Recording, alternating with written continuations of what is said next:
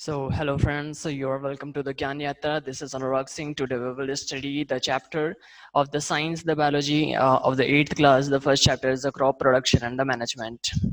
So, in this chapter, we have to understand that how the crop production and its management is so useful for the human society, and not for actually for the human society. It is also useful for the animals and other type of things in the actually for the earth.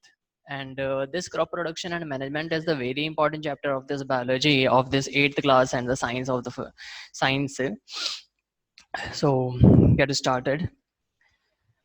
हमें इसमें कुछ content पढ़ना है. इस content में हम लोग जो है आज पढ़ेंगे introduction,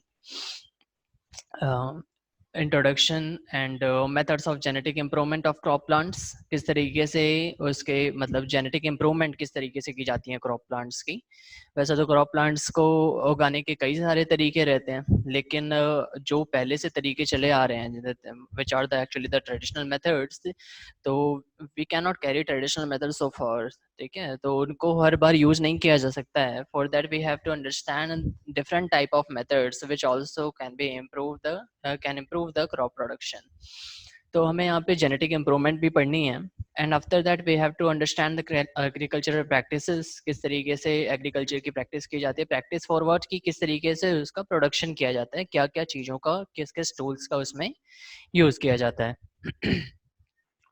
so and the fourth point is basic agricultural practices of crop production. ठीक है, तो जो बेसिक एग्रीकल्चरल प्रैक्टिसेस जो रहते हैं, बेसिक एग्रीकल्चरल प्रैक्टिसेस मतलब not for the farm actually, जो एक सिंपल किसान जिस तरीके से कर रहे होते हैं क्रॉप प्रोडक्शन, उन सब के बारे में जानना है. And after that basic implements क्या रहते हैं, बेसिक इम्प्लीमेंट्स एग्रीकल्चर के लिए कि बेसिक इम्प्लीमेंट्स क्या क्या हो सकते हैं. जैसे सॉ होता है, प्लो होता है, सॉरी सॉ नहीं, प्लो होता है, हो होता है ना, इस तरीके के कल्टीवेटर्स होते हैं. तो इस तरीके की चीज़ें हमें थोड़ा सा ध्यान देनी है. And the sixth point is plant nutrient. तो प्लांट को किस किस तरीके के न्यूट्रिएंट्स चाहिए वो हमें पता होना चाहिए, है ना. प्लांट के पास भी न्यूट्रिएंट्स रहते हैं, सो हमें उसके बारे में मालूम होना चाहिए. And the next point is the manure and fertiliser. So how manure and fertilisers can improve the crop production, how can they help us, वो सारी चीज़ें हमें यहाँ पर जाननी है. ठीक है, तो स्टार्ट करते चैप्टर को. यहाँ पे इंट्रोडक्शन देखते हैं क्या होता है. एक्चुअली हम पहले भी पढ़ चुके हैं, हम जानते हैं इस चीज़ को कि लिविंग ऑर्गेनिज्म को फूड की रिक्वायरमेंट रहती है. ठीक है, लिविंग ऑर्गेनिज्म को कई सारी चीज़ें रहती हैं जो फंडामेंटल एक्टिविटीज़ कही जाती हैं, जिसमें कि एक न्यूट्रिशन भी आता है. तो न्यूट्रिशन के लिए यानी कि लिविंग ऑर्गेनिज्म को फूड की भी रिक्वायरमेंट है. अगर उसको जीना है यहाँ पर, वो लिविंग रहना चाहता है, तो फिर उसको फूड की रिक्वायरमेंट रहेगी. तो ये फूड कहाँ से आएगा, फूड लिविंग ऑर्गेनिज्म. हम अगर अपनी बात करें तो लिविंग ऑर्गेनिज्म फूड मेनली दो तरीके से ले रहे हैं. ह्यूमन बींग्स फूड एक्चुअली दो तरीके से ले रहे हैं. कैसे, दो तरीके क्या हैं, एक तो वो प्लांट से ले रहे हैं, दूसरा एनिमल से ले रहे हैं. प्लांट से लेने का मतलब है कि वो क्रॉप प्रोडक्शन करके उसमें जो भी चीज़ें उग रही हैं, जो भी चीज़ ग्रो कर रही है, उसको खा करके अपना काम चला रहे होते हैं ना, अपना न्यूट्रिशन ट्रीटमेंट कर रहे होते हैं. और दूसरा तरीका होता है कि वो जानवरों को, है ना, जानवरों को मार करके, यानी मटन, चिकन एंड वैसे ही सेम सिमिलर लाइक दिस, वो सब भी बेसिकली खाया जाता है. तो ये तो ह्यूमन बीइंग की बात हुई. लेकिन जो बाकी के जानवर हैं, अभी बाकी के जानवर दो तरीके की उसमें भी बढ़ जाते हैं, कार्निवोरस एंड हर्बीवोरस. वैसे तो तीन होते हैं, ओमनीवोरस भी होते हैं, लेकिन हम ओमनीवोरस को नहीं सेलेक्ट कर रहे हैं अभी. कार्निवोरस और हर्बीवोरस की बात करें तो कार्निवोरस जो है एनिमल्स को खा रहे होते हैं, और हर्बीवोरस घास पत्ते ये सारी चीज़ें खा रहे होते हैं ना. क्रॉप प्रोडक्शन जो भी क्रॉप प्रोड्यूस रहते हैं उन सबको वो खा रहे होते हैं. तो दोनों तरीके की चीज़ें कंपलसरी हैं. अभी होता क्या है कि पूरी की पूरी साइकिल बनती है. पूरी की पूरी साइकिल बनने का मतलब है कि कोई पर्सन है, या मैं बोलूँ कि ठीक है, हम क्रॉप प्रोडक्शन करते हैं, उस क्रॉप को कोई जानवर खाता है. ठीक है, कोई हिरन, कोई और दूसरा जानवर खाता है. अब उस जानवर को भी एक ऐसा जानवर, एक ऐसा एनिमल जो कि क्रॉप नहीं खा सकता, जो कि घास फूस नहीं खा सकता, तो वो फ्लैश पर डिपेंड करता है ना, उसका जो फीडिंग हैबिट है वो फ्लैश पर है. तो वो क्या करता है, वो उस हिरन को या जो भी जानवर था उसको मार के खाता है. ठीक है, अच्छा सपोज ऐसा नहीं होता, तो वो ह्यूमन बीइंग में चेन आ जाती है, ठीक है। चेन ऐसे आती है कि जो जानवर, जैसे मैं बोलूँ कि कोई गोट है, बकरा है, तो उसने जो है खाया घास वगैरह को, एंड आफ्टर दैट हमने उसको खाया, ह्यूमन बीइंग ने उसको खाया, मटन को, ठीक है। तो इस तरीके से ये पूरा चल रहा होता है, ये पूरा फूड चेन चल रहा होता है, जो कि हम एक्चुअली पढ़ चुके हैं 6th 7th में भी। तो उसी पर बेस से ये पूरा चैप्टर करता है। अगर हम इसके बारे में देखें तो देखिए यहाँ पर लिखा हुआ है, एक सेकेंड, हाँ, यहाँ पे लिखा है कि भाई plants can make their on food themselves, वो अपना फूड खुद ही बना सकते हैं, इसीलिए उनको ऑटोट्रॉफिक कहते हैं। याद होगा ऑटोट्रॉफिक, ऑटो मतलब सेल्फ, एंड ट्रॉफिक फॉर कि सनलाइट से जो चीज बनाई जाएंगी, मतलब प्रोड्यूस करना है ना, produce something from the use of the sunlight actually, so autotrophic. तो प्लांट्स तो ऑटोट्रॉफिक होते हैं, और एनिमल्स इंक्लूडिंग ह्यूमन बींग्स, है ना, ह्यूमंस को भी एनिमल कैटेगरी में ही साइंस में लिया गया है। They can't make their on food, वो अपना खाना खुद नहीं बना सकते हैं। तो अपना खाना खुद नहीं बना पाने का मतलब है कि उनको किसी और चीज़ पर डिपेंड रहना पड़ेगा। उनको किसी और चीज़ पे डिपेंड रहने का मतलब कि या तो वो किसी एनिमल पर डिपेंड रहेंगे, और या तो क्रॉप्स पर डिपेंड करेंगे, अलग अलग तरीके के पेड़ पौधों पर डिपेंड करेंगे, ठीक है। दाल चावल, अलग अलग तरीके की चीज़ें उनको चाहिए रहती हैं, so that the energy from food is utilised by our body for carrying out their various functions such as digestion, respiration and excretion, ठीक है, और various function actually, not for there actually. So we get our food from plants, है ना, हम अपना food plant से ले रहे होते हैं, एनिमल से ले रहे होते हैं, या तो दोनों से ही ले रहे होते हैं ना। कुछ लोग होते हैं शुद्ध शाकाहारी और इस तरीके की चीजें। तो होता क्या है कि in order to provide food for large population, अभी क्या कि पृथ्वी पर या किसी प्लेस पर सिर्फ 2-4 लोग ही नहीं रह रहे होते हैं, काफ़ी पॉपुलेशन है, कई ज़्यादा लोग रह रहे होते हैं, तो उनके लिए भी फील्ड हम देखें तो बहुत ज़्यादा नहीं है, लेकिन जो भी फील्ड है उसमें ज़्यादा से ज़्यादा क्रॉप प्रोडक्शन करना कंपलसरी है, अदरवाइज तो आधे लोगों को ऐसी स्टारवेशन में उनकी डेथ हो जाएगी, ठीक है। तो in order to provide food for a large population, तो उसमें रेगुलर प्रोडक्शन की बहुत ज़रूरत पड़ती है। रेगुलर प्रोडक्शन ना हो, ऐसा रेगुलर प्रोडक्शन क्यों नहीं रहेगी, ये सिर्फ तभी नहीं होगी जब 2-4 लोगों की बात हो कि भाई ठीक है, खाने के लिए उतना प्रोड्यूस कर लिया, अभी फालतू की प्रोडक्शन करके क्या ही करना है, ठीक है। लेकिन रेगुलर प्रोडक्शन कंपलसरी हो जाती है अगर हमारे पास पॉपुलेशन ज़्यादा है, यानी खाने वाले लोग ज़्यादा हैं, तो क्योंकि उसमें बार बार फूड खत्म हो जाएगा, फिर आगे कहाँ से आएगा, तो उसके लिए भी regular production is must compulsory, ठीक है। तो रेगुलर प्रोडक्शन होनी चाहिए, प्रॉपर मैनेजमेंट होना चाहिए, भाई प्रॉपर मैनेजमेंट नहीं रहेगी, हर सीजन में तो हम एक तरीके के सब्जियां नहीं उगा सकते या एक तरीके की चीज़ें नहीं उगा सकते हैं, ठीक है। तो उसका भी हमें प्रॉपर मैनेजमेंट आना चाहिए कि किस टाइम में कौन सी तरीके की चीज़ें ग्रो की जा सकती हैं। एंड डिस्ट्रीब्यूशन ऑफ फूड, है ना, डिस्ट्रीब्यूशन ऑफ फूड यानी किस लैंड पर कौन से तरीके का फूड, या किस सीजन में किस तरीके का फूड, या किसको किसको किस तरीके का फूड रिक्वायरमेंट है, ये सारी चीज़ें जो हैं, ये सारी साइंस हमें पता होनी चाहिए। सो the science that deals with the growth of plants and animals for human use is called agriculture, ठीक है। तो एग्रीकल्चर क्या होता है, the science that deals with the growth of plants and animals for human use is called agriculture, ठीक है। वो science जिसमें कि ग्रोथ ऑफ प्लांट्स के बारे में जाना जाता है, एनिमल्स के बारे में जाता है, फॉर ह्यूमन यूज, ठीक है। तो ह्यूमन यूज के लिए अगर हम प्लांट या किसी एनिमल की ग्रोथ जानते हैं, अभी एनिमल की ग्रोथ क्यों भाई, एग्रीकल्चर तो नॉर्मली हमें यही पता था कि भाई प्लांट्स की ग्रोथ के बारे में जानना, उनकी कैसे प्रोडक्शन की जाती है इसको जानना, that is agriculture. But for the wider, अगर मैं वाइडर पार्ट ले रहा हूँ, इसका वाइडर डेफिनेशन इसका हम ले रहे हैं, तो हमें ये पता होना चाहिए कि एग्रीकल्चर से जो क्रॉप वगैरह उग रहे होंगे, तो उनको खाने वाले कुछ ऐसे भी जानवर होंगे जिनको हम फीड कर रहे, जिनको हम खा रहे, मतलब एक्चुअली, ठीक है। तो इस तरीके से हम वाइडर डेफिनेशन ले तो हम दोनों को ही ले सकते हैं, लेकिन ऐसा लिखा नहीं जाता है। मेनली जो है इसको प्लांट से ही रिलेट करके लिया जाता है, ठीक है। Agriculture is the world's largest and most important industry, because you know what कि बिना खाए तो कोई नहीं जी सकता ना, अलग अलग तरीके की चीज़ें, बहुत सारी लग्जरीज आइटम्स के बिना तो फिर भी रह सकते हैं, but without food and water no one can live in this earth ना। तो ये बहुत ही ज़्यादा बेहतरीन, मतलब एक प्रोडक्शन है। अभी इसको भी मतलब पढ़ना बहुत ही ज़्यादा ज़रूरी है, बिकॉज इसके बिना कुछ होने वाला नहीं है, ठीक है। अच्छा, the term agriculture is derived from 2 Latin words, ठीक है, 2 लैटिन वर्ड से ये एग्रीकल्चर वर्ड आया हुआ है। पहला वर्ड है हमारे पास एजर, है ना। एजर मतलब क्या होता है, ager means ager means field and the second word is cultura. So cultura means cultivation. ठीक है, तो दो वर्ड है हमारे पास. एजर जिसका मतलब फील्ड होता है, कल्चरा मतलब कल्टिवेशन होता है. तो इन दोनों को मिला करके ही जो है एग्रीकल्चर वर्ड आया है ना, क्वाइन किया गया है. तो एग्रीकल्चर दस is the cultivation of field और लैंड, है ना. तो अगर मैं इससे इस एग्रीकल्चर के शब्दों को लेकर के मैं चलूँ, इनके वर्ड्स को लेकर के चलें, तो हम इसकी डेफिनेशन वहाँ से भी ले सकते हैं कि द कल्टिवेशन ऑफ फील्ड और लैंड ना, the cultivation of field or land, that is agriculture in the broader sense. It is the science of growing plants and raising animals. Most important point, it is the science of growing plants and raising animals useful to humans. ठीक है, तो in India this agricultural revolution, ठीक है, ये agriculture revolution हुआ था. कई तरीके की रिवॉल्यूशन है, आप सबने पढ़ी होंगी. Milk, sorry, white revolution milk के लिए था.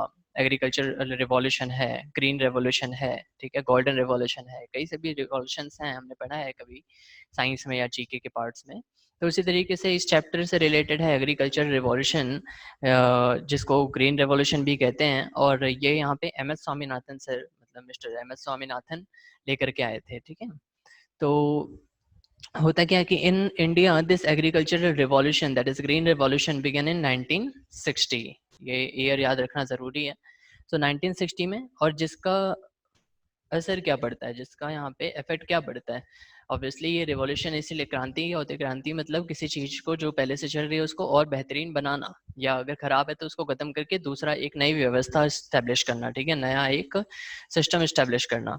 तो यहाँ पे तो खैर जो भी चल रहा था ठीक ही था, लेकिन थोड़ा सा प्रोडक्शन और ज़्यादा बेहतर करने की ज़रूरत थी. ठीक है, तो उसके लिए यहाँ पे ग्रीन रिवॉल्यूशन आती है, जिसका रिजल्ट होता है कि production of food grain has increase several folds. यानी कि फूड ग्रेन से जिस क्वांटिटी में पहले प्रोड्यूस हो रहा था, उससे कई ज़्यादा क्वांटिटी में वो प्रोड्यूस होने लगा. ठीक है, तो पर्सन जिनको इसका क्रेडिट जाता है वो कौन है, अभी मैंने बताया आपको, मिस्टर एम एस स्वामीनाथन. ठीक है, responsible for this that person was M S Swaminathan. ठीक है, तो उन्होंने साइंटिफिक मेथड को यहाँ पे मतलब रिकॉग्नाइज किया, और उन्होंने बताया कि किस तरीके से हम सेम पीस ऑफ लैंड, जिस लैंड पर हम पहले खेती कर रहे थे, एग्रीकल्चरल प्रैक्टिसेस उस पर कर रहे थे, तो जितना प्रोडक्शन हमें होता था, तो उससे ज़्यादा हम प्रोडक्शन कैसे ले सकते हैं, इस चीज़ को उन्होंने डिस्क्राइब किया. ठीक है, ग्रीन रिवॉल्यूशन के बारे में हम थोड़ा सा देखें तो देखिए लिखा है कि yield of crop per hectare. ठीक है, तो पर हेक्टेयर जो लैंड की पूरी क्वांटिटी में, सॉरी, जो एरिया है, तो उस पर कितना वो क्रॉप प्रोड्यूस कर सकता है, यील्ड मतलब देना, तो कितना वो क्रॉप प्रोडक्शन कर सकता है, that is actually necessary for this, है ना. तो उसके लिए ही ये ग्रीन रेवोल्यूशन आया था. तो इसने क्या किया, it has greatly increased due to the use of various improved techniques. बहुत सारी ऐसी टेक्निक्स आई हैं. अब ये टेक्निक्स क्या होती हैं, ये मशीन्स में टेक्निक्स प्रोवाइड करती हैं कि भाई कौन कौन सी मशीन्स हमें यूज़ करनी चाहिए. फिर हमें सीड्स के बारे में बताया जाता है कि कौन कौन से सीड्स, किस तरीके के सीड्स, कौन से वेराइटी ऑफ सीड्स हमें यूज़ करने चाहिए. ठीक है, तो अलग अलग तरीके की चीज़ें यहाँ पे पता चलती हैं इस टेक्निक से. ये टेक्निक्स ही होती हैं जो कि किसी प्रोडक्शन को बढ़ा सकती हैं ना. या तो टाइम लिमिट्स हो, तो टाइम लिमिट नहीं होता है, रिसोर्सेज ज़्यादा हो, रिसोर्सेज भी नहीं है भाई, रिसोर्सेज सेम है, तो दिए हुए रिसोर्सेज में, जो कि एक बहुत छोटा सा रिसोर्स है, उसी के अंदर हमें ज़्यादा प्रोडक्शन चाहिए. तो ज़्यादा प्रोडक्शन चाहिए तो ऑब्वियसली हमें फिर टेक्निक की ओर जाना होगा. तो टेक्निक जितनी अच्छी रहेगी उतने ही बढ़िया हमारे पास प्रोडक्शन अवेलेबल हो सकती है. ठीक है, तो इसमें होता है कि due to the use of various improved techniques of agriculture and better irrigation facilities. ठीक है, तो बहुत सारे एग्रीकल्चरल प्रैक्टिसेस की जो नई नई टेक्निक्स लाए थे वो, और इरिगेशन फैसिलिटीज इंप्रूवमेंट की उन्होंने बात कही थी कि भाई इरिगेशन फैसिलिटीज इंप्रूव करनी होगी, अदरवाइज प्रॉब्लम क्रिएट होने के ज़्यादा चांसेस थे उस टाइम. That was 1960. भारत देश आज़ाद ही हुआ था. ठीक है, 1947 के बाद कितना ही टाइम रह गया था, 13 ईयर्स. तो उस टाइम गरीबी काफ़ी ज़्यादा ही थी. 1960 that was a good effort actually, है ना. तो होता है कि क्या इससे क्या फर्क पड़ता है, developed new varieties of rice, wheat, maize, and that have increased food production in India. Father of green revolution in India, doctor M S Swaminathan. इन्होंने क्या प्रोड्यूस किया था, सॉरी, शरबती सोनार, एक वैरायटी है वीट की, शरबती सोनार, वो इन्होंने प्रोड्यूस किया था. ठीक है, नेक्स्ट बढ़ते हैं हम, methods for genetic improvement of plant. क्या मेथड्स हो सकते हैं जेनेटिक इम्प्रूवमेंट के, क्या मेथड्स हो सकते हैं, क्यों करना है जेनेटिक इम्प्रूवमेंट, है ना, क्या ज़रूरत है उसकी। तो इन सब के बारे में हम पढ़ेंगे। तो हम समझते हैं, देखते हैं यहाँ पे कि प्लांट ब्रीडिंग, है ना, what is mean by plant breeding. Breeding जो शब्द है, ब्रीडिंग का मतलब होता है किसी चीज़ को पालना या उसको प्रोड्यूस करना।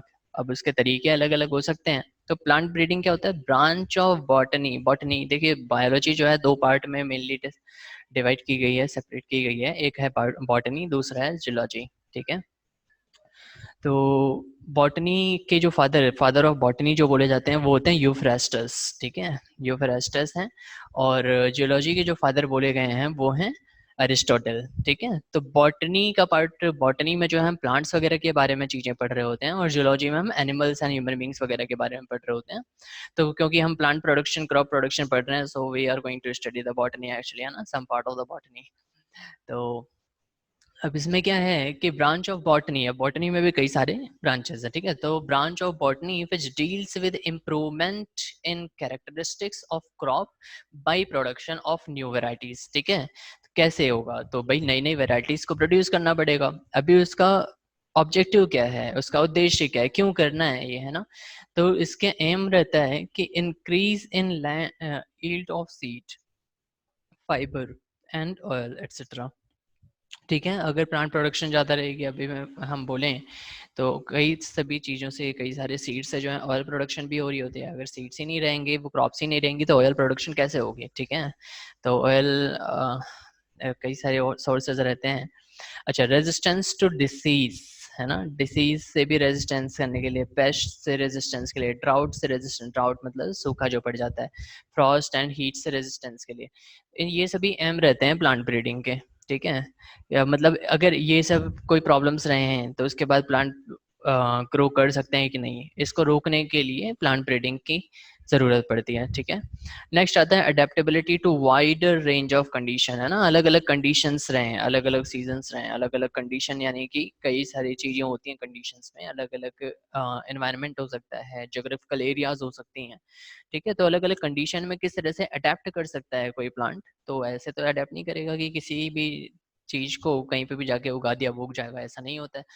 तो लेकिन थोड़े से चेंजेस करके हम ऐसा कर सकते हैं। हम जैसे हमने बायोलॉजी में पढ़ना है, बायोलॉजी में अगर हम प्लांट वगैरह एनिमल्स के, सॉरी एनिमल्स के बारे में बात करेंगे, तो हमने पढ़ा है कि शीप जो थी एक, है ना, शीप का उसमें जो है ब्रीडिंग वगैरह की गई थी, ब्रीडिंग सिस्टम उसका बताया हुआ था। वो क्यों था कि, या अगर हम गाय वगैरह की ब्रीडिंग को ले लें, ठीक है, तो गाय की अलग अलग ब्रीड्स होती हैं, ठीक है। तो कोई ज़्यादा दूध दे रही है, कोई कम दूध दे रही है। अभी कुछ दो तरीके की जानवरों में जो है रिप्रोडक्शन वगैरह कराया जाए तो उससे एक नई चीज आ सकती है ना, दो अलग अलग ब्रीड्स के जानवरों में रिप्रोडक्शन किया जाए तो वो एक नई चीज आ सकती है। इस पर लगातार जो है डिस्कवर किया जाता है, चीजें होती रहती हैं साइंटिफिक। तो उससे क्या होता है कि उससे दोनों के ही कैरेक्टर उसके पास आ जाते हैं। अभी दोनों के कैरेक्टर आने का मतलब कि जो फर्स्ट एनिमल है तो उसका जो कैरेक्टर है वो भी है उस ऑफ स्प्रिंग के पास, उस बच्चे के पास, और जो सेकंड एनिमल है उसका भी है कैरेक्टर। तो वो दोनों ही जो कैरेक्टर्स रहेंगे वो बेसिकली अलग अलग तरीके के होंगे, है ना, कि कोई अलग जगह पर लिविंग कर सकता है, कोई अलग जगह पर रहता है, किसी के फीडिंग हैबिट्स अलग हैं। तो वो इस तरह से जो है एक वाइडर एनवायरनमेंट में रहने लायक बन जाता है जो ऑफ स्प्रिंग होगा, है ना, क्योंकि इट हैज बोथ कैरेक्टरिस्टिक, है ना, both characteristic of both type of animals. तो उसी तरीके से जो है प्लांट में भी ब्रीडिंग होती है कि भाई दो प्लांट्स को इस तरह से इसको जोड़ दिया जाए। अब कैसे उनका रिप्रोडक्शन कराया जाएगा उसको हम थोड़ा आगे पढ़ते हैं, ठीक है। एक्चुअली दो तरीके का रहता है, एक जीन्स पे बेस रहता है ना। तो हम देखते हैं आगे। तो change in maturity behaviour, maturity behaviour कि भाई प्लांट्स जो हैं कई सारे ऐसे होते हैं कि काफ़ी दिन लगाते हैं मैच्योर होने में, कई होते हैं जो बहुत जल्दी मैच्योर हो जाते हैं। तो हमें तो प्रोडक्शन करना है अपने फ़ायदे के लिए ना, तो हमें तो ऐसा नहीं देखना कि वो कब तक प्रोड्यूस होंगे, क्या होगा। तो हमें जो प्रोडक्शन चाहिए वो अपने फ़ायदे के लिए चाहिए। तो फ़ायदे के लिए अगर कोई चीज़ चाहिए तो हमें वो चीज़ फटाफट मैच्योर मिलनी चाहिए ना। अब फटाफट मैच्योरिटी अगर हमें चाहिए तो उसके लिए plant breeding that is much compulsory, है ना। तो that is carried by two process होती हैं यहाँ पे। एक होता है सिलेक्शन, ठीक है। सिलेक्शन क्या है, सिलेक्शन है कि भाई economic plants having best desirable characters, है ना। तो इकोनॉमिक प्लांट्स मतलब जिनको हम बेच करके पैसे कमा सकते हैं ज़्यादा से ज़्यादा, है ना। जैसे अंग्रेजों के टाइम में कौन सी खेती होती थी, नील की, है ना, इंडिगो की। तो वो भी एक इकोनॉमिक प्लांट था। इकोनॉमिक मतलब एक कि प्लांट है जिससे कि डिजायरेबल करेक्टर्स बहुत सारे रहे हैं, उसको बेच करके हम काफ़ी पैसे वगैरह कमा सकें। तो इस तरीके के प्लांट्स को ही अक्सर यूज़ किया जाता है। एंड दूसरा जो रहता है मेथड, दैट इज हाइब्रिडाइजेशन, उसको हाइब्रिड करने का। तो क्रॉस ब्रीड, है ना, क्रॉस ब्रीड यानी दो अलग अलग तरीके के ब्रीड्स जो होंगे उनको, तो उनको जो कि जेनेटिकली डिसिमिलर वेराइटीज के हैं उनको हाइब्रिड कराया जाता है ना। तो हाइब्रिडाइजेशन जो है वो दो तरीके का है, इंटर स्पेसिफिक हाइब्रिडाइजेशन, ठीक है, और inter genera hybridisation. Interspecific देखते हैं जरा, इंटर स्पेसिफिक हाइब्रिडाइजेशन, ये स्पेसिफिक मतलब क्या है, स्पेसिफिक फॉर स्पीसीज, ठीक है। इंटर स्पेसिफिक हाइब्रिडाइजेशन मतलब जो दो स्पीसीज के बीच में हाइब्रिडाइजेशन हो, दो प्लांट्स जिनकी अलग अलग स्पीसीज हो। और इंटर जेनेरिक हाइब्रिडाइजेशन मतलब जेनेरिक, जेनेरिक वर्ड जो आया है वो जीनस से आया है, जीन से आया है ना। तो दो डिफरेंट जेनेरा के जो प्लांट्स हैं अगर उनमें हाइब्रिडाइजेशन किया जाए तो वो, हम स्पीसीज जेनेरा के बारे में हम ऑलरेडी शायद जानते हो, है ना। जीनस एंड स्पीसीज के बारे में क्या होता है हमने पढ़ा है पहले भी, कि जैसे ह्यूमन बींग्स हैं, है ना, तो उनको होमो सेपियंस बोलते हैं। एक और आपने सुना होगा होमो इरेक्टस। तो क्या है ये बिल्कुल एक ही चीज है, एक ही चीज तो नहीं है। ये जो यहाँ पे शब्द होमो आया हुआ है वो एक्चुअली जीनस नेम है, और इरेक्टस या सेपियंस जो आ रहे हैं वो क्या है, वो स्पीसीज है, ठीक है। तो genus name and species name दो तरीके के नेम होते हैं। बाइनोमियल नोमेनक्लेचर साइंस में होता है ना, किसी भी चीज को दो नाम दिए जाते हैं। बाइनोमियल नोमेनक्लेचर, किसी एनिमल को या प्लांट को दो नाम दिए जाते हैं, एक होता है उसका जीनस नेम, दूसरा होता है उसका स्पीसीज नेम, ठीक है। तो इस तरीके से अगर दो सेम स्पीसीज में, सॉरी, अलग अलग स्पीसीज में अगर हाइब्रिड कराया जाए तो इंटर स्पेसिफिक हाइब्रिडाइजेशन कहा जाता है। और दो जीनस जिनके जीन्स अलग अलग हो, है ना, दो प्लांट जिनके जीन्स अलग अलग हो, उनको अगर हाइब्रिड कराया जाए तो उसमें जो रिजल्ट आता है या जो इस तरीके की हाइब्रिडाइजेशन प्रोसेस होती है उसको कहते हैं इंटर जेनेरिक हाइब्रिडाइजेशन, ठीक है। एग्जाम्पल इसका है रैबिज। रैबिज क्या है, रैबिज जो शब्द आ रहा है वो आर्य से आपको समझ में आ रहा होगा, radish and veg for cabbage. Triticale, triticale मतलब सेकेल और ट्रेटिकम से मिलकर के बना है ये। एंड द पोमैटो, टोमेटो, ये जो है टोमेटो एंड पोटैटो से मिल करके बना है, ठीक है। तो इस तरीके से यहाँ पे ये एग्जांपल्स दिए हुए हैं हाइब्रिडाइजेशन के, ये याद रखने हैं थोड़े। अच्छा, नेक्स्ट आता है, देखें कि भाई जब प्लांट्स जो सेम काइंड के होते हैं ना उनको ग्रो किया जाए, कल्टीवेट किया जाए at one place on a large scale, तो उसको क्रॉप बोला जाता है, ठीक है। क्रॉप किसे कहते हैं, कोई आपसे पूछे क्रॉप क्या है, तो क्रॉप क्या है, सेम काइंड के जो प्लांट्स, है ना। ऐसा नहीं कि हमने थोड़ा 1 मीटर स्क्वायर पे कुछ गेहूं लगा दिया, अगले मीटर स्क्वायर पे कुछ और प्लांट उगा दिया, अगले मीटर स्क्वायर पे कुछ और उगा दिया। तो ऐसे हर अलग अलग मीटर स्क्वायर्स पे या 50 मीटर स्क्वायर्स पे हम कुछ भी उगा रहे हैं, तो that is not the crop actually, ना। द क्रॉप वही होता है कि भाई एक पर्टिकुलर सीजन में, पर्टिकुलर फील्ड एरिया में हम पर्टिकुलर टाइप ऑफ प्लांट उगा रहे हैं, ठीक है, पर्टिकुलर टाइप ऑफ क्रॉप उगा रहे हैं, ठीक है। तो that cultivation on the large scale of a definite type of plant या crop, है ना, particular type of crop या plant, that is known as what actually the crop. For example, crop of wheat means that all the plants grown in a field or that of wheat, ठीक है। अगर मैं rice की, paddy, rice actually कहाँ से आ रहा है, paddy से आ रहा है। तो पैडी की भी मैं बात करूँ, क्रॉप ऑफ पैडी की हम बात करें तो दैट मीन्स व्हाट, कि all the plants grown in a field must be of the paddy, clear। so agricultural practices, agricultural practices क्या है, देखिए द फार्मर, जो फार्मर्स होते हैं वो कई अलग अलग एक्टिविटीज़ करते हैं, है ना, प्रोडक्शन के लिए। ऐसा तो नहीं होता कि भाई सिर्फ सीड जो है उसमें सो कर दिया गया और प्लांट्स ग्रो करने लग गया, तो ऐसा नहीं होता है। कई सारी एक्टिविटीज़ होती हैं, एक छोटा सा गमला नहीं लगाना है, ये पूरा क्रॉप प्रोडक्शन है, ठीक है। तो इसमें कई सारी एक्टिविटीज़ होती हैं। अब इसमें क्या है कि एक्टिविटीज़ क्या है, जैसे प्रिपेयरिंग द सॉइल, तो पहले सॉइल को प्रिपेयर करना पड़ेगा। अब आप सोचेंगे भाई प्रिपेयर क्या करना सॉइल में, सॉइल तो सॉइल है, उसको खोदो, सीड डालो, प्लांट उग जाएगा, है ना। ऐसा नहीं रहता है, प्रिपेयर करना है सॉइल को, कैसे करना है वो पता चल जाएगा, अभी पढ़ेंगे हम आगे। सोइंग सीड्स, है ना, उसको फिर सीड उसमें बोना है, उसको सो करना है। And watering the field, that is irrigation actually, that is much compulsory part of this crop production actually ना। तो ये बहुत ही ज़रूरी है, पानी की रिक्वायरमेंट तो बहुत ज़्यादा ज़रूरी है। अच्छा, once the crops are ready, है ना, जब क्रॉप तैयार हो जाते हैं, मैच्योर हो जाते हैं, तो फिर उसको क्या करना है, काटना भी है। तो काटने मतलब हार्वेस्ट करना है। हार्वेस्ट करने के बाद बिक गया तो बढ़िया, वरना हमें स्टोर करने की भी ज़रूरत है, तो उसके लिए स्टोर भी करना है। तो ये कई सभी प्रोसेस रहती हैं, कई सारी प्रोसेस रहती हैं, है ना, इन्हीं को एग्रीकल्चरल प्रैक्टिसेस बोला जाता है। ठीक है, तो all this activities of the farmers are known as what, agricultural practices. अब इसको करने के लिए क्या चाहिए, कुछ टूल्स की रिक्वायरमेंट होंगी, तो वो टूल्स क्या क्या हो सकते हैं वो देखते हैं ज़रा। ठीक है, the tools required in carrying out the activities involved in the cultivation of the plants are known as agricultural implements, है ना। तो वो टूल्स जो कि अलग अलग एक्टिविटीज, जो मतलब एग्रीकल्चरल प्रैक्टिसेस में जो एक्टिविटीज हम कर रहे हैं, जो हमने ऊपर पढ़ा, preparing the soil, sowing the seeds, watering the field, store and etcetera, तो उन सब में जो है अलग अलग तरीके के टूल्स की रिक्वायरमेंट है। अभी वो टूल्स जो होते हैं उनको एग्रीकल्चरल इम्प्लीमेंट्स बोला जाता है, because they are using for the agricultural practices. Some of these implements are used with the help of some animals, है ना। तो कुछ इम्प्लीमेंट्स ऐसे होते हैं जो कि कुछ एनिमल्स के द्वारा, मतलब उनके सपोर्ट लेकर के यूज़ किया जाता है ना। जैसे हमने कई बार देखा होगा कहीं पर खेत वगैरह में, या एटलीस्ट मूवीज में तो देखा ही होगा, है ना, कि जो किसान होता है वो अपने दो बैल लेकर के जा रहा होता है, उसके बीच में एक रहता है कि मतलब एक प्लो बोलते हैं, जैसे मतलब हल बोलते हैं हिंदी में।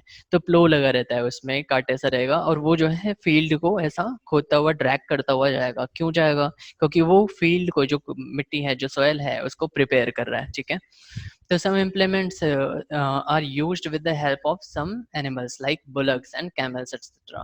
So these days आजकल क्योंकि बहुत बढ़ चुका है ये साइंटिफिक इंस्ट्रूमेंट्स जो भी हैं, तो आजकल ट्रैक्टर्स, हार्वेस्टर्स वगैरह भी यूज़ किए जाते हैं, कंबाइंस यूज़ किया जाता है। ठीक है, some common crop plants grown in India, ये टेबल है यहाँ पर, इसमें कुछ कॉमन क्रॉप प्लांट्स हैं जो इंडिया में उगाए जाते हैं। जैसे सेरल्स हैं, तो इसमें वीट आ जाता है, पैडी है, मेज है, बार्ले है। ठीक है, और पल्सेस पल्सेस में ग्राम है, पीज हैं, बीन्स हैं, और भी कई सभी पल्सेस हैं। ऑयल सीड्स में मस्टर्ड, ग्राउंड नट्स, सनफ्लावर, है ना।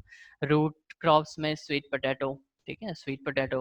ट्यूबर ट्यूबर क्रॉप्स, ट्यूबर जो है स्टेम्स है ना, तो ट्यूबर स्टेम्स में आएंगे। और टैपियोका, पोटैटो। और sugar crops, sugarcane, beetroot. Plantation crops, that are tea, coffee, rubber, coconut, and the fiber crops are cotton and jute and many more, है ना। तो बहुत सारे रहते हैं। अच्छा, ये सभी एग्जांपल्स हैं, ये टेबल दिया हुआ है, इस टेबल को याद करना बहुत ही ज़्यादा ज़रूरी है ना। इसको याद रखेंगे तो हम बेहतरीन एग्जांपल्स दे सकते हैं अगर हमसे कोई इस तरीके का क्वेश्चन आता है तो। ठीक है, India is a vast country, बहुत बड़ी कंट्री है इंडिया। इसके अब क्योंकि बहुत बड़ी कंट्री है, हम ज्योग्राफी पार्ट 9th की ज्योग्राफी का हम अगर पढ़ें, तो उसमें जो लोकेशन ऑफ इंडिया दे रखा है ना, इंडिया लोकेशन एंड एक्सटेंट, अगर मौका मिले तो उसे भी एक बार देख लेना। तो उसपे भी हमने पढ़ा है कि कितना उसका वाइडर सेक्शन है इंडिया का ना, इधर गुजरात एंड अरुणाचल प्रदेश, ऊपर कश्मीर टू कन्याकुमारी, है ना। तो ये पूरा जो वाइडर सेक्शन है, उसमें क्या लगता है सारी क्लाइमेटिक कंडीशन ऊपर से नीचे तक सेम रहेंगी? नहीं, बिल्कुल नहीं। क्लाइमेटिक कंडीशंस अलग अलग हो सकते हैं, जोग्राफिकल एरियाज अलग अलग हो सकते हैं, सोयल की जो चीज़ें हैं, जो उसकी कैरेक्टरिस्टिक हैं, वो भी अलग अलग हो सकती हैं, अलग अलग प्रोडक्शंस होते हैं। तो इस तरीके की चीज़ें होती हैं। तो climatic condition like temperature, humidity and rainfall vary from one region to another, है ना। सबसे ज़्यादा रेनफॉल कहाँ होती है? मासिनराम में ना, दैट इज़ पोटेशियम मासिनराम, है ना। तो वहाँ पे बहुत ज़्यादा रेनफॉल रहती है। Accordingly there is a rich variety of crop grown in different parts of the plant sorry country actually. Despite this diversity, है ना, इतनी सारी डाइवर्सिटी के बाद भी broad cropping patterns can be identified, है ना। मतलब अगर हम ब्रॉडली देखें तो पूरे के पूरे कंट्री में एक पैटर्न हमें इस्टेब्लिश होता हुआ दिखता है। वो क्या है पैटर्न? वो क्रॉप्स उगाने के 3 पैटर्न्स हैं। खरीफ, है ना, खरीफ क्रॉप्स, राबी क्रॉप्स एंड जायद क्रॉप्स। ये खरीफ क्रॉप्स क्या हैं, है ना। खरीफ क्रॉप्स जो हैं, kharif crops that are the crops which are sown in rainy season, है ना। उन्हीं को हम खरीफ क्रॉप्स कहते हैं, जो रेनी सीजन में उगाए जाते हैं। रेनी सीजन में कौन से उगाए जाएंगे? जिनको ज़्यादा से ज़्यादा पानी की रिक्वायरमेंट होती है। तो rainy season in India is generally from June to September. जून से सितंबर के बीच में ही रेनी सीजन आता है। तो उसमें जैसे paddy, maize, soybean, ground nut, cotton etcetera, इनको उगाया जाता है ना। तो ये सभी जो है खारिफ क्रॉप्स में आ जाएंगे। इनको पानी की रिक्वायरमेंट बहुत ज़्यादा रहती है, ठीक है, इसीलिए रेनी सीजन में इनको उगाया जाता है। दूसरा आता है रबी क्रॉप्स। रबी क्रॉप्स क्या है? The crops grown in the winter season. ठीक है, विंटर सीजन में जिनको उगाया जाता है उनको रबी क्रॉप्स बोलते हैं। Their time period is generally from October to March, है ना। अक्टूबर से मार्च के बीच में उगाए जाते हैं। इसके एग्जांपल्स हैं वीट, ग्राम, पी, मस्टर्ड, लिनसीड, और भी हैं एग्जांपल्स। अच्छा, जायद क्रॉप्स क्या होते हैं? जो उनके बीच में उगाए जाते हैं, बीच में यानी कि दोनों सीजन्स के बीच में जो रह जाता है पार्ट, है ना, जो थोड़े 2-4 महीने रह जाते हैं, उनमें जो उगाए जाते हैं, that plants are zaid crops. तो zaid crops are sown in between kharif and rabi seasons, ठीक है। अच्छा, नेक्स्ट आता है basic agricultural practices of crop production. जो बेसिक एग्रीकल्चरल प्रैक्टिसेस, जो नॉर्मल फार्मर्स जो होते हैं वो भी किस तरीके की प्रैक्टिस कर रहे होते हैं, जो करना ही करना है, वो फार्मर चाहे छोटा रहे चाहे बड़ा रहे, फर्क नहीं पड़ता। फर्क बस ये पड़ता है कि भाई वो किस तरीके के टूल्स को यूज कर रहा है ना। तो वो टूल्स अलग अलग हो सकते हैं बिल्कुल, लेकिन जो उसका प्रोसेस रहेगा वो सेम ही रहता है। वो कभी भी इधर से उधर नहीं रहता। या आप बोलेंगे प्रोसेस को ऊपर नीचे कर दिया कि पहले कुछ और किया देन कुछ और किया, तो ऐसा भी जो है ज़्यादा प्रॉफिटेबल नहीं रहेगा, बल्कि यूज ही नहीं कर सकते, ऐसा हो ही नहीं सकता, ठीक है। तो cultivation of crops involve several activities. कई सारी एक्टिविटीज होती हैं जो हम पहले ही पढ़ चुके हैं। अच्छा, द एक्टिविटीज और task which are farmer performs to cultivate a crop are refer to as agricultural practices. हमने ऊपर देखा था ये चीज। 7 प्रैक्टिसेस हैं, 7 है मेन। वो क्या क्या हैं? प्रिपरेशन ऑफ सॉइल, है ना, सोइंग मतलब उगाना, ठीक है। एडिंग मैन्योर एंड फर्टिलाइजर्स, अभी उसको उगा रहे हैं तो हमें उसमें मैन्योर एंड फर्टिलाइजर्स भी चाहिए, है ना, कि वो अच्छी तरीके से प्रोड्यूस कर सकें, अच्छी तरीके से बढ़ सकें, ग्रोथ हो सके उनकी बढ़िया, है ना। इरिगेशन करना है, यानी उनको पानी सप्लाई करना है, वाटर सप्लाई बहुत ज़रूरी है। प्रोडक्शन फ्रॉम वीड्स, ये वीड्स क्या हैं हम पढ़ेंगे आगे। ये वीट और पेस्ट वगैरह आ जाते हैं। तो वीड्स क्या होती हैं? एक्चुअली वीड्स जो है ना, साथ में कुछ घास वगैरह उग जाती हैं, आपने देखा होगा। तो वो क्या करते हैं, वो भी साथ में इनके साथ पानी या जो भी चीज दिया जा रहा है, जो भी मैन्योर फर्टिलाइजर्स दिया जा रहा है, वो इसके साथ compete करते हैं, है ना, कि भाई पहले हम उगेंगे ज़्यादा। तो मतलब ज़्यादा से ज़्यादा यहाँ पे घास वगैरह फालतू की चीज़ें उग जाती हैं, जो एक्चुअली कभी कभी पॉइजनस भी होती हैं और यूजफुल तो होती नहीं, ठीक है। तो इसलिए क्योंकि वो यूजफुल नहीं होती, अनवांटेड प्लांट्स होते हैं, अनवांटेड क्रॉप्स होते हैं, तो इसलिए उनको वीड्स बोला जाता है। उनको हटाने के लिए वीडीसाइड का यूज़ किया जाता है ना, CID, वीडीसाइड, WEEDICIDE। CIDE जो वर्ड है, इसका मतलब होता है किसी को मारना या मरना, ठीक है। साइड आप कभी भी देखें, सुइसाइड, फैट्रीसाइड, हॉररिसाइड, है ना। तो उसी तरह से वीडीसाइड। अच्छा, नेक्स्ट है हार्वेस्टिंग, थ्रेशिंग एंड विनोइंग, ठीक है। हार्वेस्टिंग, थ्रेशिंग एंड विनोइंग ये भी है प्रोसेस एक। लास्ट आता है स्टोरेज। सब कुछ होने के बाद स्टोरेज, उसको किधर पैक करना है, ठीक है। अच्छा, नेक्स्ट है preparation of soil. Preparation of soil क्या चीज़ है? देखो, प्रिपरेशन अगर सॉयल का करना है तो उसमें पहला काम हमारे पास रहेगा कि हाँ, हमें जो पहला काम है ग्रोइंग अ क्रॉप, है ना, क्रॉप क्रॉप को उगाने से पहले हमें पहला काम क्या रहता है? Preparation of soil. उसको सॉइल को किस तरह से प्रिपेयर करना है उस पर्टिकुलर क्रॉप के लिए। तो one of the most important task in agriculture is to turn the soil and loosen it, है ना। उसको थोड़ा लूज करना रहेगा। क्यों? क्योंकि सीड अच्छी तरीके से उसमें मिक्सअप हो सकें, इसके लिए उसको सॉइल को मतलब प्रिपेयर करना बहुत ज़रूरी होता है ना। The process of turning and loosening the soil is called ploughing, ठीक है। तो जब हम उसको लूज कर रहे होते हैं या टर्न कर रहे होते हैं तो उसको प्लोइंग कहते हैं, टाइलिंग कहते हैं। कई बार प्लोइंग ना पूछ करके टाइलिंग पूछ लेता है, तो कंफ्यूजन वहाँ पे हो जाती है कि what is this tiling actually. So tiling और प्लोइंग एक ही चीज़ है एक तरीके से ना। अच्छा, ploughing helps the soil in number of following veg. कई तरीके से हेल्प करता है प्लोइंग। कैसे हेल्प करेगा भाई? It helps in easy penetration of roots of seedlings. जो रूट्स निकलेंगे उस सीड्स में से, जो रूट्स निकलेंगे, तो वो क्या होता है, हम जैसे चने चने जो होते हैं उनको अगर हम वो कर रहे होते हैं, क्या बोलते हैं, जर्मिनेट कर रहे होते हैं, उसमें अंकुर ला रहे होते हैं, तो हम देखते हैं कि उसमें पहला जो अंकुर निकलता है ना, तो फर्स्ट जो निकलता है वो पहले ऊपर जा रहा होता है ना, ऊपर जा रहा होता है। उसके बाद फिर जब दूसरा आता है, 2 आते हैं उसमें, कुछ दिन में दूसरा आएगा। तो जो दूसरा आएगा, है ना, वो सीधा बढ़ता हुआ ऊपर जाएगा, और जो पहली बार निकला था वो राउंड लेकर के नीचे ही चले जाता है। ठीक है। तो जो पहला वाला था जो राउंड लेकर के नीचे गया है दैट वो बाद में जाके रूट बनेगा, और जो दूसरा है जो सीधा ऊपर जा रहा है that will be the shoot of the plant. ठीक है। तो अब जो नीचे जा रहा है, अगर ज़मीन जो सॉयल रहेगा वो काफ़ी कॉम्पैक्ट रहे, वो बहुत ही टाइट रहे, ठीक है, तो क्या उसको पेनिट्रेट करके ईज़िली अंदर जा पाएगा? बिल्कुल नहीं जा पाएगा। तो इसीलिए उसको लूज़न किया जाता है, उसको ढीला किया जाता है सॉयल को, कि आसानी से जो रूट है वो जगह बना करके अपना जो है फिक्स कर सके अपने आप को सॉयल में। ठीक है, तो इसके लिए पेनिट्रेशन कंपलसरी है। तो पेनिट्रेशन के लिए उसको सॉयल को जो है प्रिपेयर करना ज़रूरी है, उसको लूज़ करना ज़रूरी है। अब अगर सॉयल लूज़ होगी तो उसमें प्रॉपर हवा भी आ जा सकती है ना, तो एयर जो है आराम से जा सकती है, तो it aerates the soil, the roots can thus breathe easily. अब एयर जाएगा तो रूट्स आसानी से ब्रीथ कर सकते हैं, बिकॉज प्लांट है वो पूरी बॉडी है भाई, तो रूट ऐसा कोई नॉन लिविंग उसका पार्ट थोड़ी ना है, तो वो भी लिविंग होता है, उसको भी सांस चाहिए, उसको भी ब्रीदिंग करनी है, उसको भी चीज़ें चाहिए, है ना। तो रूट्स उसको ब्रीथ कर रहे होते हैं, उसको एरेट करने के लिए सॉइल का लूजन होना कंपलसरी है, कॉम्पैक्ट सॉइल में नहीं हो पाएगा ये चीज़। The loosened soil helps in the growth of earthworm and microbes. ये अर्थवर्म माइक्रोब्स का उगना बहुत ज़रूरी है, फ्रेंड्स होते हैं किसानों के। क्यों? क्योंकि ये जो है मैन्योर्स वगैरह बना रहे होते हैं ना, कंपोस्ट कर रहे होते हैं मिट्टी को। तो these organism further turn and लूजन the soil. They also add humus, dead organic matter जो होते हैं, डेड ऑर्गेनिक मैटर, कोई चीज़ जाके मर जाए वहाँ पे, है ना, या कोई सड़ा गला प्लांट ही हो, तो उसको जो है उसमें ऐड करते हैं, ह्यूमस ऐड करते हैं, उसको कंपोस्ट करते हैं और सॉइल में उसको मिलाते हैं, और उसको मिलाने की वजह से ये एक अच्छे खासे मैन्योर या फर्टिलाइज़र का काम करता है, और जो कि प्लांट की प्रोडक्शन के लिए काफ़ी अच्छा है, क्रॉप प्रोडक्शन के लिए काफ़ी अच्छा है। इस तरीके से ये फार्मर के फ्रेंड कहलाते हैं, कौन? Earthworm and microbes.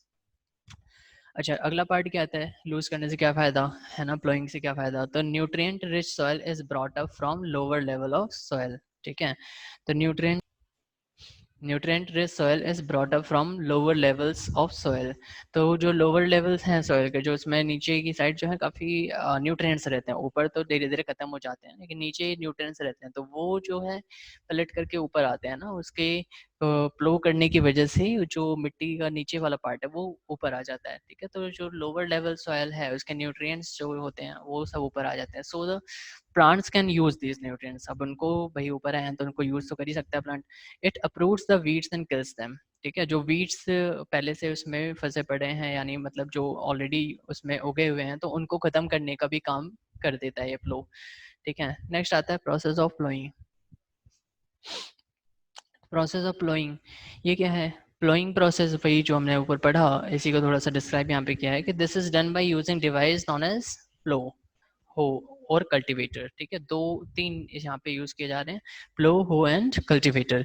Even after ploughing the soil में still have large pieces called crumbs. ठीक है, प्लोइंग के बाद भी कभी कभी थोड़े थोड़े बड़े बड़े पीसेस रह जाते हैं, उनको क्रम्स बोला जाता है। वो क्रम्स को तोड़ने का काम रहेगा ना, तो with the help of plank called leveller, उसको तोड़ करके उसका लेवलिंग की जाती है। तो levelling of soil is necessary for sowing as well as for irrigation purpose. ठीक है, अगर लेवलिंग नहीं रहेगी फिर तो दिक्कत हो जाएगी ना। इसमें क्या होगा कि लेवलिंग नहीं रहेगी तो पानी जैसे इरिगेशन करते हैं, तो इरिगेशन करेंगे,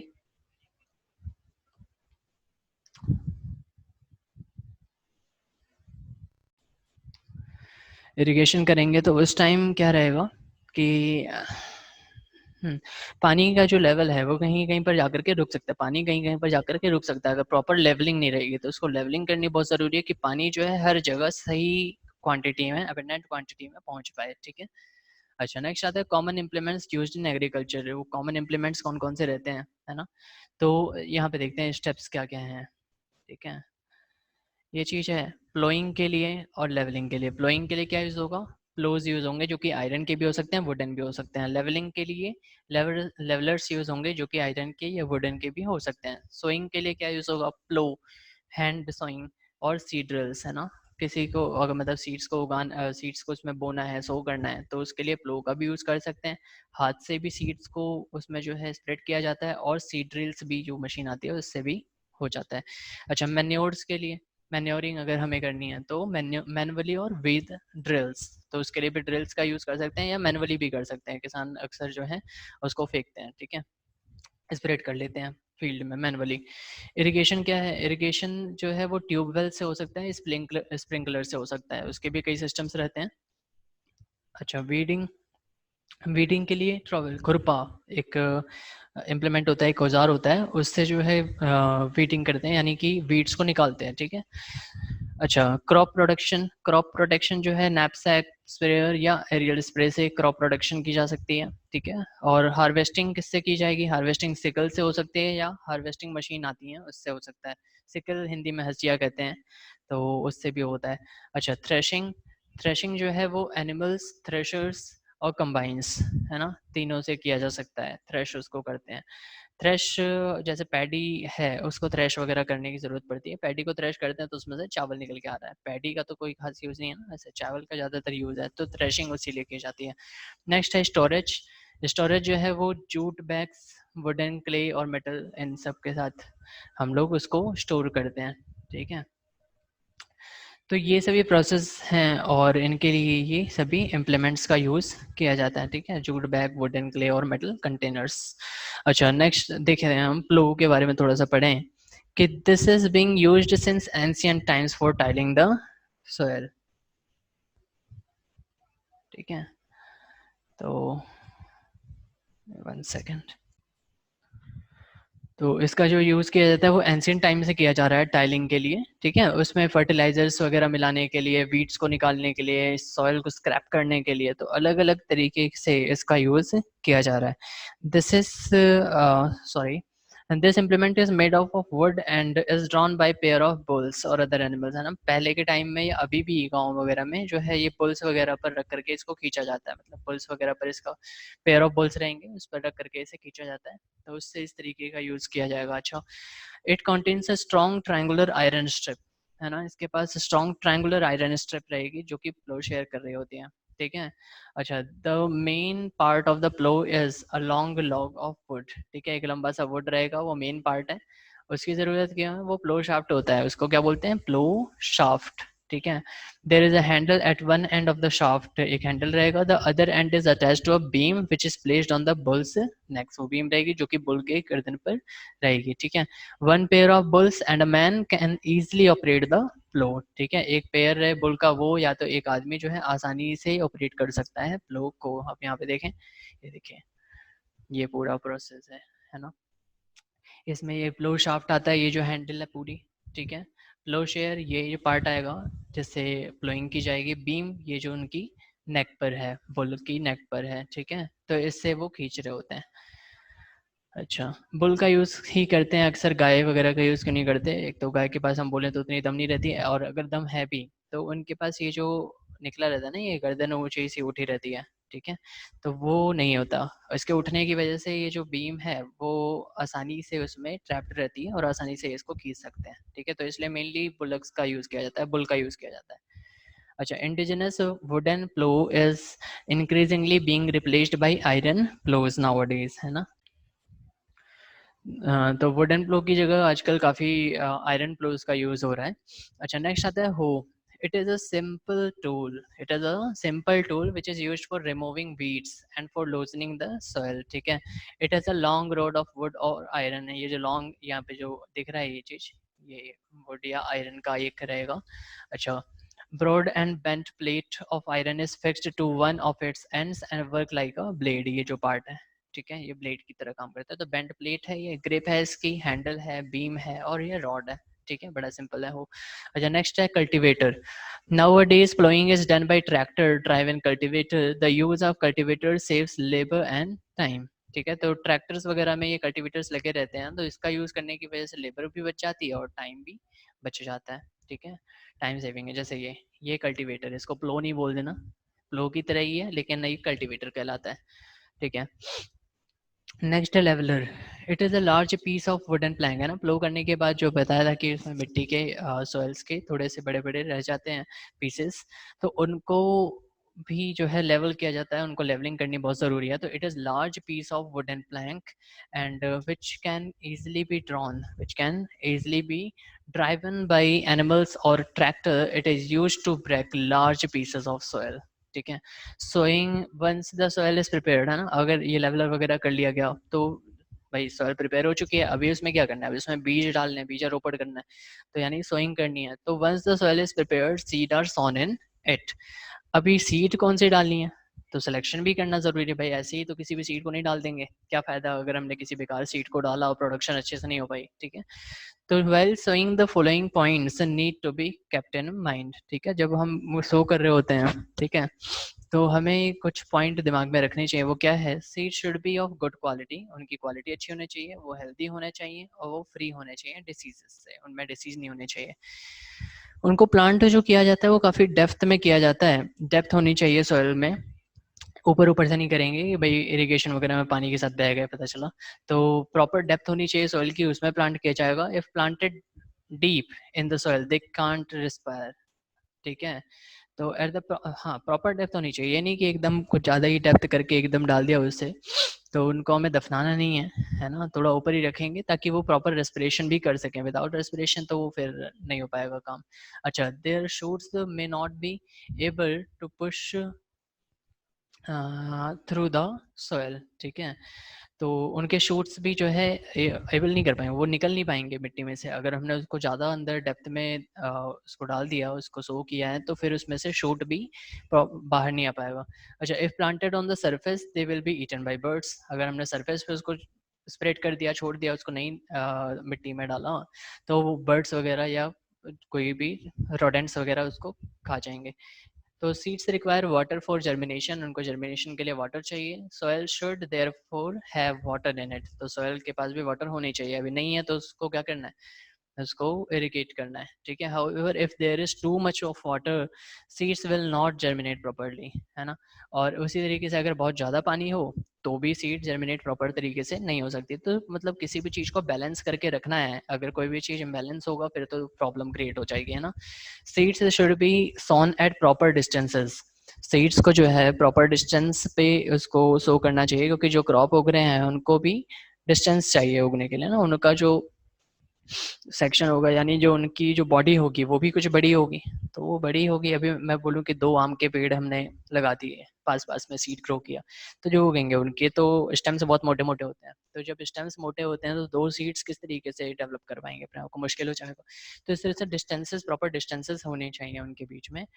if they are too close they will not get enough water, हाँ बिल्कुल, अगर वो पास पास में रहेंगे तो उनको प्रॉपर तरीके से वाटर वगैरह नहीं मिल पाएगा ना, वाटर शेयर उनका अच्छे से नहीं हो पाएगा, क्योंकि हो सकता है एक ज़्यादा यूज़ करे एक ना यूज़ कर पाए, इस तरीके की चीज़ें आ जाती हैं, ठीक है। तो वाटर नहीं मिलेगी, प्रॉपर सनलाइट नहीं मिलेगी, न्यूट्रिएंट्स नहीं मिलेंगे। If they are too far apart there is wastage of field space, तो फिर फील्ड स्पेस रह जाएगा अगर उनको दूर दूर हमने डिस्ट्रीब्यूट किया तो प्रॉपर डिस्ट्रीब्यूशन कंपलसरी है। अच्छा, damage seeds become hollow and are thus lighter, जो खराब सीड्स होते हैं वो ना वो खोखले होते हैं अंदर से, तो वो लाइटर हो यानी पानी में अगर हम इसको डालें तो वो ऊपर आ जाएंगे फ्लोट करके, तो therefore they float on the water. This is good method for separating good healthy seeds from the damaged ones, है ना। तो अगर हमें सीड को देखना है कि भाई कौन सी सीड अच्छी है कौन सी नहीं, तो हमने उसको पानी में डालना है, और जो होलो सीड्स होंगे जो बेकार होंगे वो ऊपर आ जाएंगे, और जो बढ़िया होते हैं वो नीचे ही रहेंगे, ठीक है, वो फ्लोट नहीं करेंगे ऊपर। तो फिर जो बेकार हैं उनको आराम से सीव करके निकाला जा सकता है। अच्छा, seeds can be sown manually or by seed drills, उनको जो है मैनुअली या सीड ड्रिल से सो किया जा सकता है। They are sown manually by sprinkling them, है ना, उनको फेंक करके स्प्रेड करके फेंका जा सकता है, स्प्रिंकल किया जा सकता है। और this is known as broadcasting, ठीक है, ब्रॉडकास्टिंग कहते हैं इसे। It has the disadvantage that seeds are unevenly distributed in the field, ठीक है। तो ब्रॉडकास्टिंग का डिसएडवांटेज है कि भाई सीड्स जो है अनइवनली डिस्ट्रीब्यूट हो जाते हैं, ठीक है। अच्छा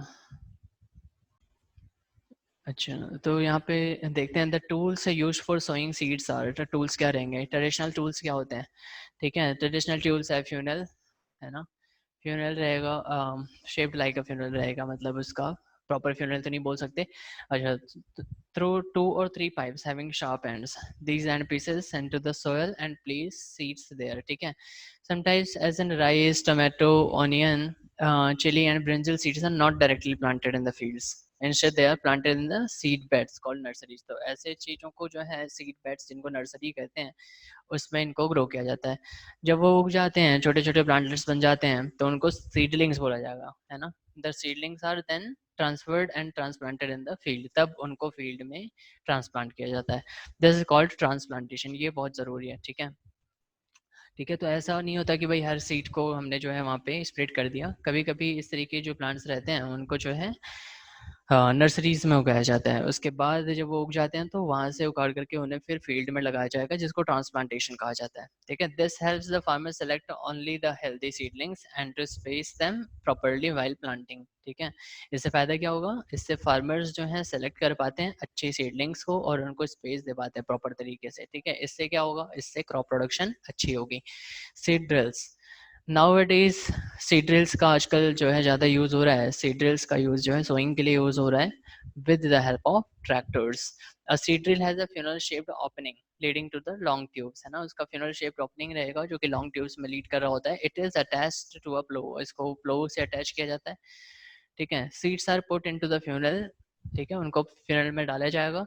and as the plough makes furrows in the soil the seeds are deposited in the soil by the drill, ठीक है। तो जैसे जैसे वो उसको फेरो करता हुआ जाएगा प्लो, वैसे वैसे सीड्स उसमें जो है डिस्ट्रीब्यूट होते चले जाएंगे प्रॉपर डिस्टेंसेस पर। This tool sows the seed uniformly at proper distances and depths. It ensures that seeds get covered by the soil after sowing, ठीक है। तो इसकी वजह से ये भी इंश्योरमेंट रहती है कि भाई सीड जो है वो कवर की जा चुकी है सोयल के द्वारा। This prevents damage caused by birds. Sowing by using a seed drill saves time and labor.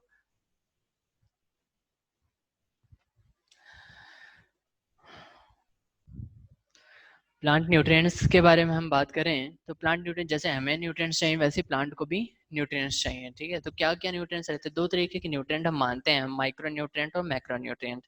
Micro nutrient क्या है, माइक्रो मतलब होता है कि कम, यानी जो चीज़ ज़्यादा नहीं चाहिए किसी को। मैक्रो न्यूट्रिएंट यानी कि ज़्यादा, है ना, कि जो चीज़ ज़्यादा अमाउंट में चाहिए, जो कंपलसरी है। तो micro nutrients they are required in small quantity, ठीक है, वो काफ़ी कम क्वांटिटी में चाहिए रहेगा। और मैक्रोन्यूट्रिएंट लार्ज क्वांटिटी में चाहिए। एग्जांपल इसका जिंक मोलिब्डेनम होते हैं और इसका एग्जांपल कार्बन हाइड्रोजन नाइट्रोजन रहेगा, ठीक है। तो ये डिफरेंस आता है माइक्रो माइक्रो और मैक्रोन्यूट्रिएंट्स में। उसमें हम देखते हैं मैन्योर और फर्टिलाइजर्स कि प्लांट को जो है न्यूट्रिएंट्स के लिए, मतलब उनको ग्रोथ करने के लिए न्यूट्रिएंट्स चाहिए, है ना। न्यूट्रिएंट्स का क्या ही रिक्वायरमेंट रह सकती है, उसको यही इसीलिए चाहिए क्योंकि ग्रोथ वगैरह में कंपलसरी है। तो they get these nutrients from the soil. अब सोयल में अगर न्यूट्रिएंट रहेगा तब तो आएगा, अगर न्यूट्रिएंट ही नहीं है तो न्यूट्रिएंट नहीं है तो उसके भी मतलब हो सकता है कि हम उसमें क्या कर सकते हैं, उसको हम मैन्योर या फर्टिलाइजर्स दे सकते हैं। भाई मैन्योर फर्टिलाइजर्स में यूरिया हो जाता है और भी तरह तरह की चीज़ें होती हैं ना। एक होता है एनपीके, कहते हैं एनपीके यानी कि नाइट्रोजन फॉस्फोरस एंड पोटेशियम। तो ये सारी चीज़ें हम दे रहे होते हैं। तो they get these nutrients from the soil, therefore by the time of crop is harvested it has taken away some of the nutrient present in the soil, कि जब तक उसको हार्वेस्ट किया जाए तब तक उसके अंदर कुछ न्यूट्रिएंट रहे। This way the nutrients get used up if land is cultivated for a long time, ठीक है। तो बार बार अगर हम देखो होता क्या है कि लैंड है उस पर क्रॉप प्रोडक्शन की जा रही है, क्रॉप प्रोडक्शन की जा रही है। अब एक बार क्रॉप प्रोड्यूस की गई तो सारे न्यूट्रिएंट्स उसने लिए, काफ़ी हद तक न्यूट्रिएंट्स उसने ले लिए हैं और उसको फिर हार्वेस्ट किया गया। अब नई क्रॉप प्रोड्यूस की जाए तो नई क्रॉप प्रोड्यूस की जाएगी तो फिर वो भी बचा हुआ न्यूट्रिएंट सॉइल में से लेगी, ठीक है, उसको हार्वेस्ट किया गया, फिर दोबारा नई क्रॉप प्रोड्यूस की गई। अब न्यूट्रिएंट का जो लेवल है सॉइल में वो काफ़ी कम हो जाएगा, तो या हो सकता है ना ही हो। तो न्यूट्रिएंट नहीं रहेगा तो जो क्रॉप प्रोडक्शन की जाएगी वो अच्छे से नहीं हो पाएगा। तो उस वो जो रिप्लेनिशमेंट करना है, वो जो खत्म हो चुका है सॉइल में से न्यूट्रिएंट, उसको रिप्लेनिश करना है, उसको दोबारा से लाना है। कैसे लाएंगे, तो उसको लाने के लिए मैन्योर या फर्टिलाइजर्स का यूज किया जाता है, ठीक है। This can be done by either natural method और बाय एडिंग मैन्योर या फर्टिलाइजर्स टू द सॉइल। अभी नेचुरल मेथड क्या है, नेचुरल मेथड्स में देखो यहाँ पे मेनली नेचुरल मेथड क्या रहता है कि कोई जीव जानवर वगैरह मर जाता है या कोई भी चीज़ मर जाती है तो उसको ले जाकर के वहाँ पे हम अगर ब्यूरी कर दें, दफना दें, तो फिर वो एक मैन्योर का काम करता है, ठीक है। या देखें गांव वगैरह में जो बाहर जाते हैं ना और शौच वगैरह के लिए अलग अलग, तो उससे भी जो ह्यूमन वेस्ट रहेगा या जानवरों का वेस्ट रहेगा, तो उस वेस्ट से भी वो मैन्योर और फर्टिलाइजर्स का काम कर रहा होता है, ठीक है। तो नेचुरल मेथड में आता है, हम देखें जैसे यहाँ पे इसके पार्ट रहेंगे नेचुरल मेथड के, फॉलोइंग है ना, फॉलोइंग क्या है, it is the practice of leaving the field uncultivated from one और more season to naturally regain the nutrients, है ना। क्या किया जाता है, इसको छोड़ दिया जाता है फील्ड को कुछ दिन के लिए कि ठीक है, वो अपना कुछ दिन के लिए उस पर खेती नहीं की जाएगी। अब जब खेती नहीं की जाएगी तो क्या होगा, वहाँ पे लोग मतलब शौच वगैरह के लिए जाएंगे, लेटरिन वगैरह के लिए जाएंगे, तो उसमें जो ह्यूमन वेस्ट रहेगा या एनिमल्स वगैरह भी जा सकते हैं, तो वहाँ पे काफ़ी डेड प्लांट्स हो सकते हैं, एनिमल्स हो सकते हैं, अदर ऑर्गेनिक मैटर्स हो सकते हैं, वो कलेक्ट होते रहेंगे उस लैंड में और डिकम्पोज किए जाएंगे किसके, माइक्रोब या माइक्रोब, हाँ, या जो वर्म्स वगैरह रहते हैं उनके द्वारा जो है वहाँ पे डिकम्पोज किए जाएंगे। अभी डिकम्पोजिशन से क्या होगा, उस वो चीज़ें न्यूट्रिएंट्स में टर्न कर जाएंगी, न्यूट्रिएंट्स बन जाएंगी सॉइल के लिए, ठीक है। जब सब अवेलेबिलिटी आ जाएगी, जब वहाँ पे न्यूट्रिएंट्स आ जाएंगे, तो दोबारा से क्रॉप प्रोडक्शन वहाँ पे की जाएगी। नेक्स्ट आता है क्रॉप रोटेशन। क्रॉप रोटेशन यानी कि क्या होता है, हमने सुना है, मतलब हम जानते हैं इस चीज़ को कि जो पल्सेस होते हैं, जो दाल होती हैं, ठीक है, तो उनका सिम्बायोसिस रिलेशन चल रहा होता है। कैसे चल रहा है, उसके जो रहेगा वो राइबोजियम राइबोजियम बैक्टीरियाज वगैरह रहते हैं, तो वो सब वहाँ पे उसके रूट्स रहेंगे, वहाँ पे रहेंगे, वो क्या करेंगे, वो नाइट्रोजन फिक्सेशन का काम कर रहे होते हैं।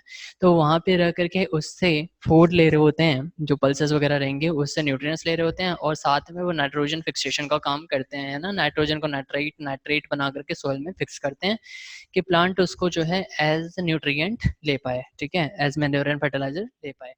तो इससे क्या होता है, तो इसमें क्या है कि हमने कोई चीज़ क्रॉप प्रोडक्शन किया, अभी सॉइल का न्यूट्रिएंट खत्म हो गया, फिर हम क्या करेंगे, हमने वहाँ पे पल्स प्रोड्यूस करने शुरू कर दी, पल्स की खेती करी। अब पल्स की खेती करेंगे तो सिम्बायोसिस रिलेशन की वजह से वहाँ पे उसके रूट्स पे अपने आप जो हैं, उसके रूट्स पे अपने आप माइक्रोब्स लाइक राइजोबियम वगैरह आ जाएंगे, ठीक है। तो ये बैक्टीरियाज आ जाएंगे, अब ये नाइट्रोजन फिक्सेशन करेंगे तो सॉइल में अपने आप दोबारा से फर्टिलाइजर्स का, ठीक है। तो ये क्रॉप प्रोडक्शन का पार्ट रहता है, ठीक है।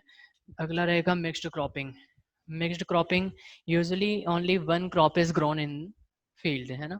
तो अक्सर जो है एक ही तरीके का क्रॉप फील्ड में उगाया जाता है एक टाइम में, but some problems like inadequate climate, attack of pathogens और इंसेक्ट्स एक्सेट्रा में result in the failure of the crops. इनकी वजह से जो है क्रॉप्स नहीं उग पाती है ना, पैथोजेंस वगैरह की वजह से। This can be avoided by growing two और more crops simultaneously on the same piece of land, ठीक है। तो इसको अवॉइड कर सकते हैं अगर हम दो या अलग अलग तरीके के क्रॉप्स एक ही टाइम पर एक ही पीस ऑफ लैंड पे उगाएं तो, ठीक है। For example if wheat and gram और wheat and mustard etcetera grown simultaneously in a field, it will save at least one crop at the time of adverse condition. कि कोई adverse condition हो जाए अगर, तो भाई एक फील्ड तो बची जाएगी, है ना, एक क्रॉप बची जाएगा, बिकॉज स्पेसिफिक पैथोजेनिक कॉज। तो यहाँ पे ये मिक्स्ड क्रॉपिंग इस तरीके से हो रही होती है। तो मिक्स्ड क्रॉपिंग से फ़ायदा ये है कि एटलीस्ट अगर कोई एडवर्स कंडीशन आ जाती है तो एक प्लांट एक क्रॉप जो है मतलब वो तो कम से कम बच ही जाएगा। अच्छा, क्राइटेरिया क्या रहेंगे सिलेक्टिंग क्रॉप्स एंड मिक्स्ड या इंटरक्रॉपिंग में, मतलब उसको इंटरक्रॉपिंग भी कह सकते हैं, जो मिक्स्ड रहा ना उसको इंटरक्रॉपिंग भी कह सकते हैं। क्राइटेरिया क्या रहेगी, किस तरह से हम सेलेक्ट करते हैं कि water requirement of plant should be different. भाई ऐसा नहीं होना चाहिए कि दोनों को सेम तरीके के वाटर रिक्वायरमेंट चाहिए, क्योंकि अगर सेम वाटर रिक्वायरमेंट चाहिए तो ड्रॉट वगैरह पड़ेगा अगर, तो फिर दोनों ही क्रॉप्स जो हैं खराब हो जाएंगे, ठीक है। तो उसके लिए सेम रिक्वायरमेंट नहीं, तो वाटर रिक्वायरमेंट जो दोनों प्लांट्स हैं वो अलग अलग होने चाहिए। न्यूट्रिएंट जो है, न्यूट्रिएंट की रिक्वायरमेंट दोनों की डिफरेंट होनी चाहिए। There should be difference in canopy size, है ना। और if one is deep rooted, अगर किसी को कोई किसी की रूट जो है डीप रूटेड है, then other should be shallow rooted, ठीक है। तो उनका जो रूटिंग सिस्टम है वो भी अलग अलग होना चाहिए। इंटरक्रॉपिंग क्या है, it is type of mixed cropping, है ना। मिक्स्ड क्रॉपिंग होती है ये भी, where crops are grown simultaneously on a piece of land in a fixed row pattern, है ना। फिक्स्ड रो पैटर्न क्या होता है, मिक्स्ड क्रॉपिंग और इंटरक्रॉपिंग को अक्सर लोग सेम ही समझते हैं, लेकिन अलग अलग पार्ट रहेगा, थोड़ा सा डिफरेंस यहाँ पे रहता है। जैसे हम यहाँ पे देखें, यहाँ पे टेबल बनाया हुआ है कि भाई मिक्स्ड क्रॉपिंग ग्रोइंग टू और more crops simultaneously on same piece of land, ठीक है, यहाँ पे ऑन है, टाइपिंग मिस्टेक है। अच्छा, यहाँ पे क्या है, growing of 2 or more crop simultaneously on a same piece of land in fixed row pattern. यहाँ पे फिक्स्ड रो पैटर्न नहीं है, लेकिन यहाँ पे फिक्स्ड रो पैटर्न, इंटरक्रॉपिंग में फिक्स्ड रो पैटर्न चाहिए। अच्छा, इसका सेकंड पॉइंट है harvesting and marketing is difficult. इसकी हार्वेस्टिंग मार्केटिंग डिफिकल्ट होती है मिक्स्ड क्रॉपिंग की, ठीक है, और इसकी काफ़ी ईजी रहेगी इंटरक्रॉपिंग की। यहाँ पे एप्लीकेशन ऑफ फर्टिलाइजर्स है ना, जो फर्टिलाइजर्स का काम रहेगा या पेस्टिसाइड्स का काम रहेगा, वो थोड़ा सा डिफिकल्ट हो जाता है। क्यों? क्योंकि उसको जो है प्रॉपर पैटर्न नहीं दिया गया है, ठीक है। अच्छा, यहाँ पे एप्लीकेशन जो फर्टिलाइजर का रहेगा, पेस्टिसाइड्स का रहेगा, वो काफ़ी इजी रहेगा। क्यों? क्योंकि इसको एक पैटर्न दिया गया है, तो अलग अलग जो प्लांट्स हैं, क्रॉप्स उगाए गए हैं, उनको अलग अलग पेस्टिसाइड्स उस तरीके से काम कर पाएगा, उस पर वर्कआउट कर पाएगा। अच्छा, नेक्स्ट आएगा कि ये सभी जो नेचुरल मेथड्स हैं, है ना, these natural methods alone are not enough to maintain the fertility of the soil, ठीक है, and farmers have to add manure and fertiliser. तो ये सभी जो नेचुरल मेथड्स हमने पढ़े हैं, ये सिर्फ नेचुरल मेथड से ही ये क्रॉप प्रोडक्शन बहुत अच्छी तरीके से नहीं हो सकती, फार्मर्स की इससे बहुत ज़्यादा हेल्प नहीं हो पाएगी। उसको इवेंचुअली फर्टिलाइजर्स या मैन्योर्स का यूज़ करना पड़ेगा। फर्टिलाइजर्स कुछ हमने अभी मैंने नाम लिया था, एनपीके है ना, और यूरिया वगैरह, इनका यूज़ करना पड़ता है। अब उससे भी हम पहले पिछली क्लासेस में यानी 7th में हम पढ़ चुके हैं एसिड बेस चैप्टर में, कि अगर ज़्यादा फर्टिलाइजर्स अगर हम डालते हैं सॉइल में, तो वो एसिडिफाई हो जाएगा ना, एसिडिक हो जाएगा, ठीक है, कभी बेसिक हो जाता है, तो उनको फिर न्यूट्रल बनाना पड़ता है। तो इस तरीके की प्रॉब्लम्स भी आती हैं, लेकिन भाई बिना मैन्योर या फर्टिलाइजर के जो है प्रॉपर क्रॉप प्रोडक्शन होना मुश्किल है थोड़ा। तो आज के लिए बस इतना ही है ना। That will be continued in the second part of this chapter. जो बाकी का पार्ट है वो सेकेंड पार्ट में हम इस चैप्टर के पढ़ेंगे। अगर आप इस चैनल को पहली बार देख रहे हैं, वीडियो को पहली बार देख रहे हैं, पसंद आती है, तो please subscribe the channel and hit the bell icon. All का जो बटन आता है स्पेसिफाई, उसको प्लीज़ सब्सक्राइब करें, ताकि इस तरीके की वीडियोस आपको पहले मिल पाए, ठीक है। Thank you.